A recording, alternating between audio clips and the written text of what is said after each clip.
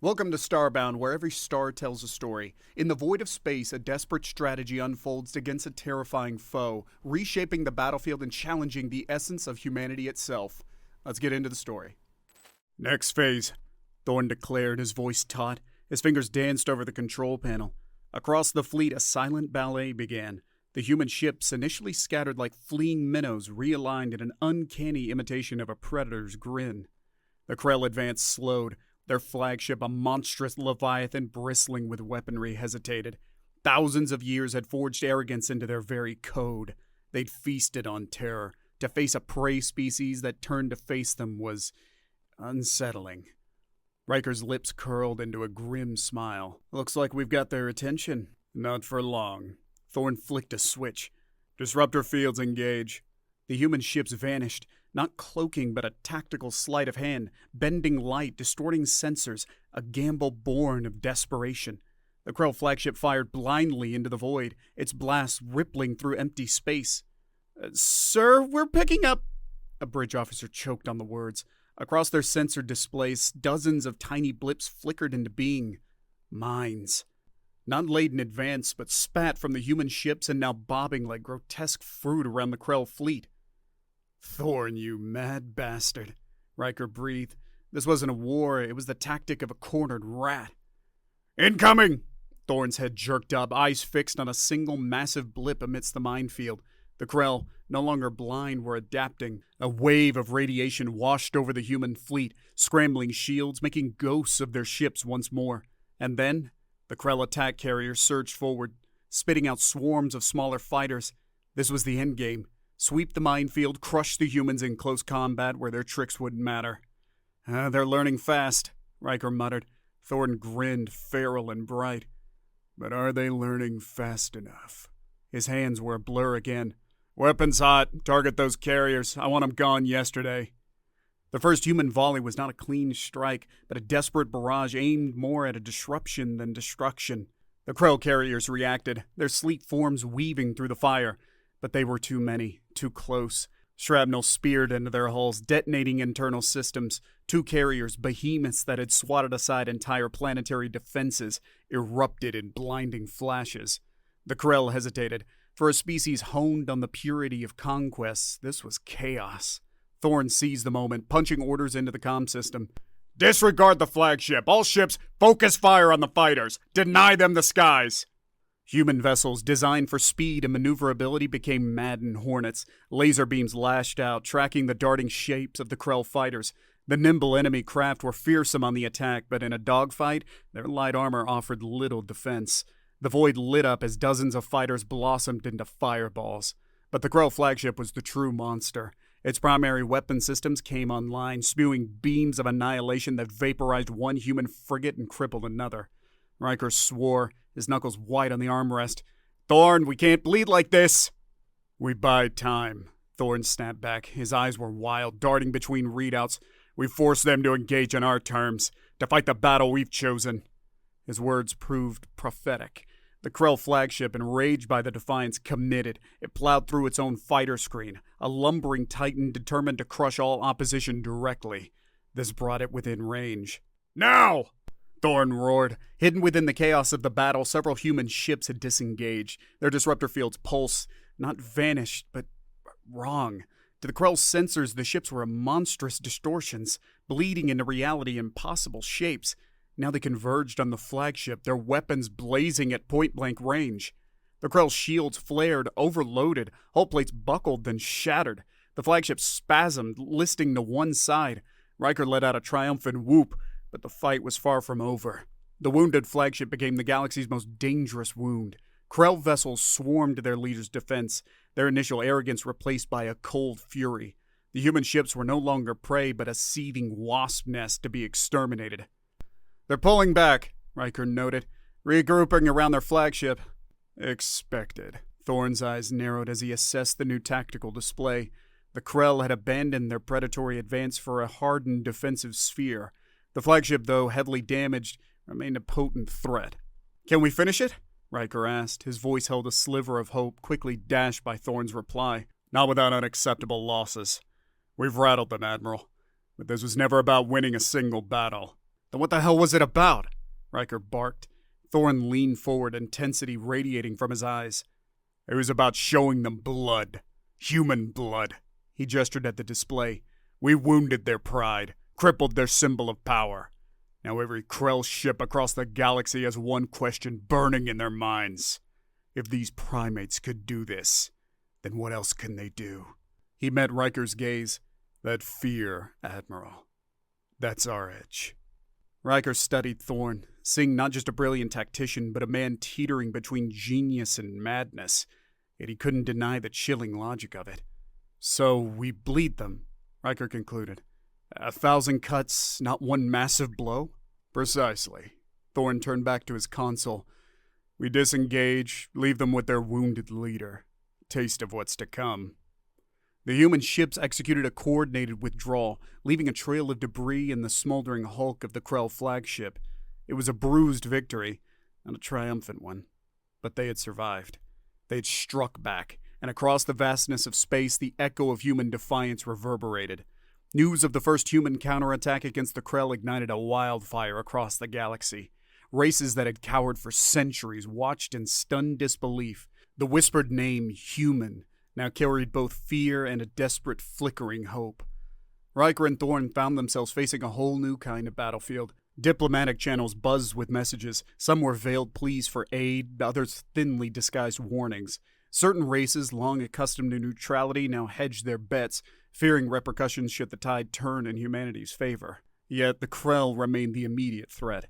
Their attacks became more focused, less a blitzkrieg and more a scalpel aimed at excising the infection called humanity. But with each Krell ship destroyed, with each world defended, more races found the courage to resist, spurred by the knowledge they weren't alone. Thorne thrived in this new war. Each Krell move was a puzzle to decipher. With Ryker covering his back politically, Thorne's unorthodox tactics turned into brutal checkmates. Minefields hidden within asteroids, feigned retreats drawing the Krell into crippling ambushes, even hijacking Krell communication signals to sow discord within their fleets. But not all victories were so clean. Thorne's brilliance came at the cost of ruthlessness. He viewed entire planets as disposable pawns if it gave them a strategic edge. Ryker, hardened as he was, grew troubled seeing the echoes of Krell callousness mirrored in the eyes of his own lieutenant commander. "This is how we win, Admiral," Thorne had argued after sacrificing a civilian colony to halt a Krell advance. "They play the game with no rules, so neither can we." Ryker's answer was a grim silence. Victory was hollow if they became the very monsters they fought. The Krell, masters of adaptation, recognized the shifting tides. The humans weren't merely a nuisance, but a true existential threat. Their response was chillingly logical. Target the source. Human worlds were far removed from the front lines, tucked away in supposedly safe sectors. These became the Krell's new hunting grounds. Not the vast fleets that had subjugated empires, but smaller, stealthier squadrons designed for maximum devastation against soft targets. News reached Ryker and Thorne in a flood of panic communiques, colonies ablaze, frantic evacuation calls, and all happening far beyond where their fleets could respond in time. It was a brutal realization. They couldn't be everywhere at once. Thorne seethed with frustration. "They've outmaneuvered us," he growled, the cool tactician momentarily replaced by a man cornered. Ryker studied the star maps, the pain of his people etched across his face. "We're spread too thin." "We need to change the rules again," Thorne snapped, regaining his composure. "They're playing hit and run because they can.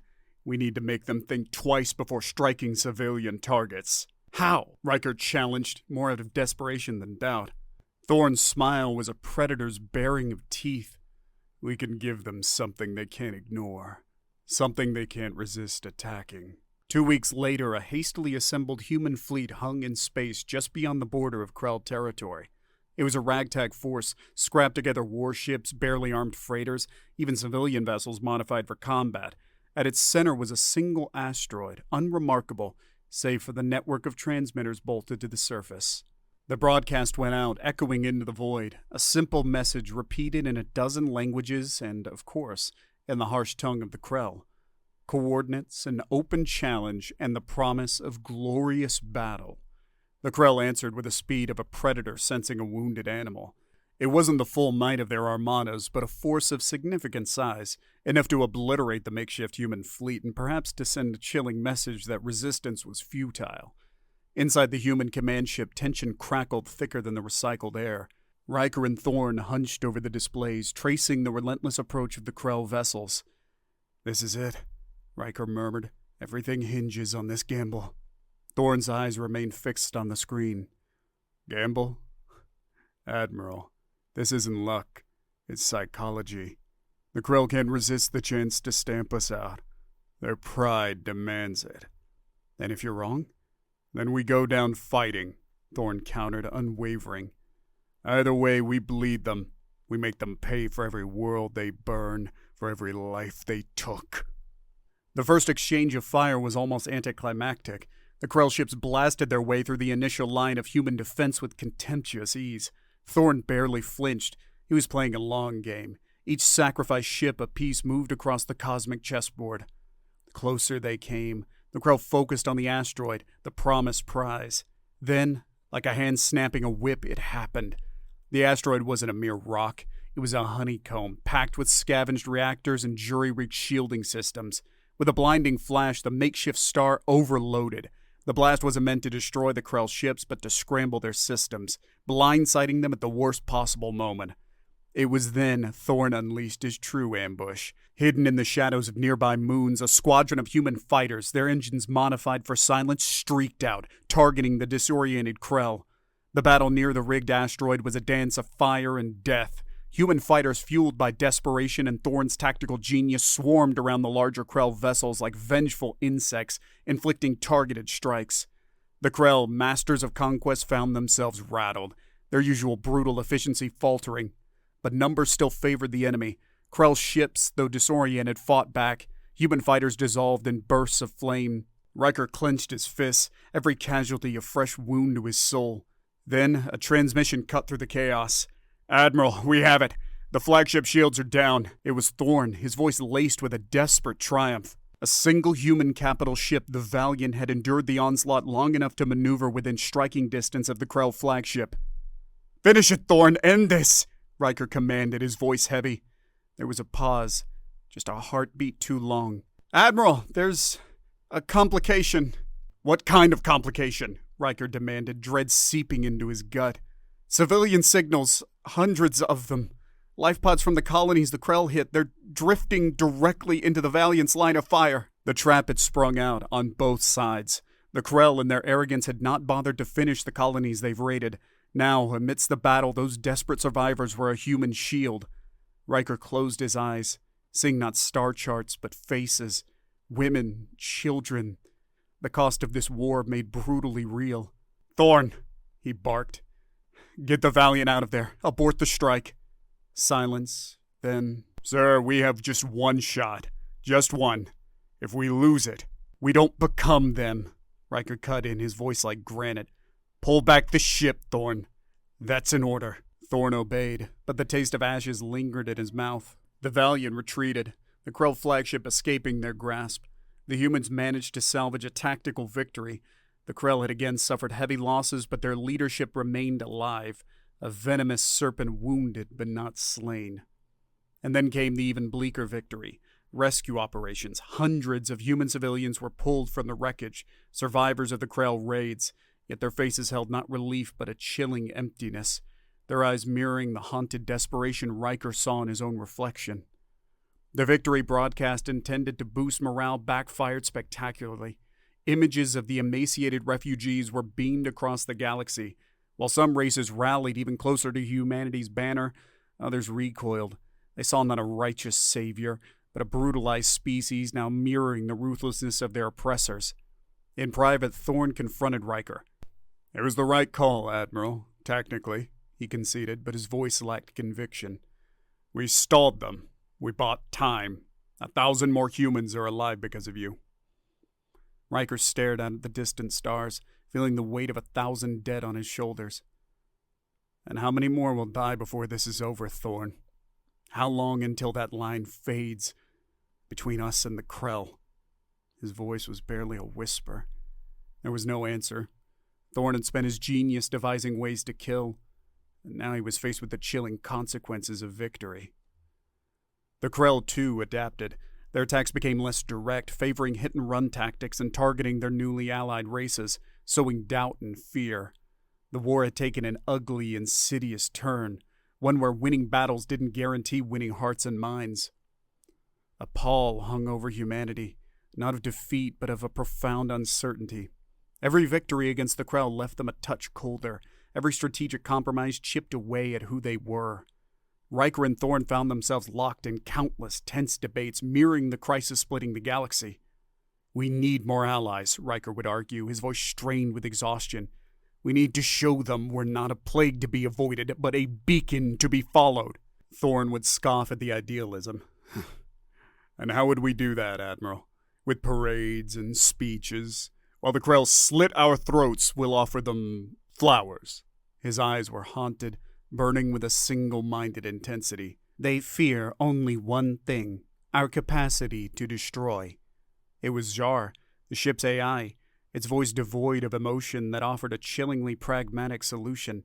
Analyzing data from thousands of sources, it concluded that to secure decisive victories, humanity needed a technological leap, something to shift the paradigm once more. Jar's cold logic led them to a derelict space station orbiting a dead world, a remnant of a forgotten civilization. Its archives held blueprints, not for new weapons, but for something potentially far more powerful, a prototype for faster-than-light travel. If they could master it, they could hit the Krell where they were weakest. Their empire was built on superior speed, allowing them to strike quickly and fade away. True FTL-equipped ships would turn the tables. They could bypass Krell defenses entirely, strike at the heart of their territories, force them into a defensive war they were ill-equipped to fight. But it was a gamble greater than any they'd taken before. The technology was unstable, untested. A single miscalculation could tear a ship and its unsuspecting crew apart at the subatomic level. The decision weighed on Ryker like a tombstone. In the end, they chose, not out of hope this time, but out of relentless necessity. The first test was a disaster. The ship shuddered, warped, and vanished in a flash too brief to be visible. No distress signal, nothing. Just gone.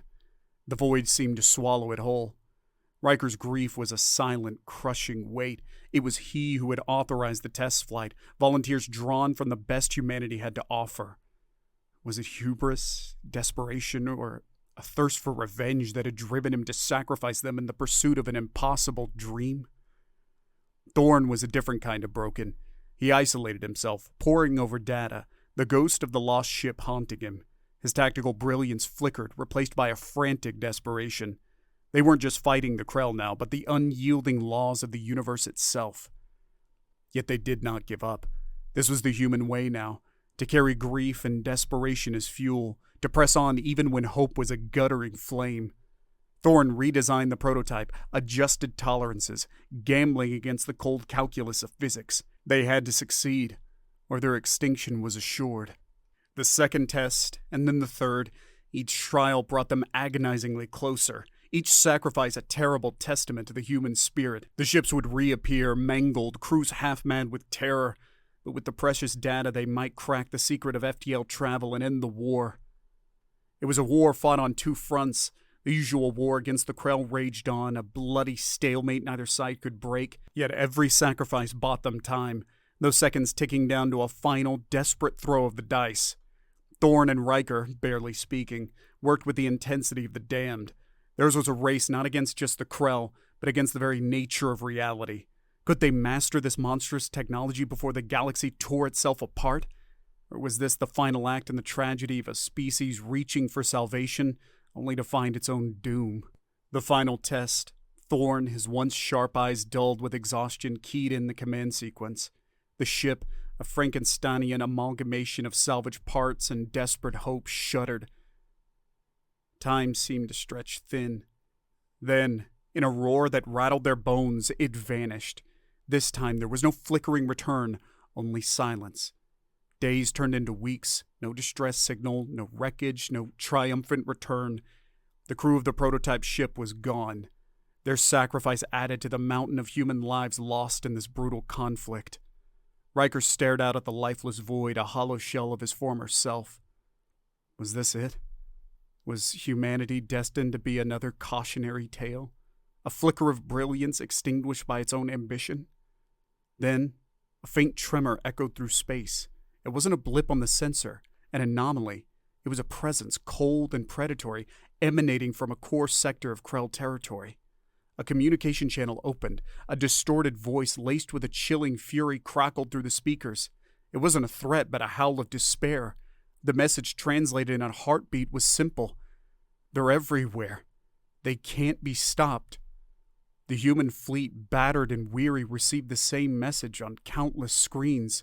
Krell warships sputtered and died, ripped apart from within by something unseen.